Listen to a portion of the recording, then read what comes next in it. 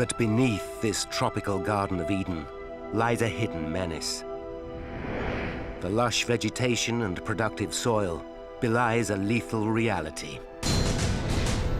The island is volcanic.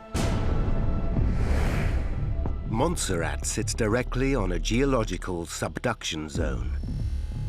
This is one of the most seismically active parts of the planet's crust.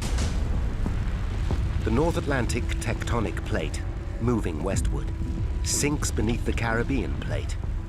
As it descends, it melts, forming magma, which over millennia finds its way to the Earth's surface, creating a string of volcanic islands known as the Lesser Antilles.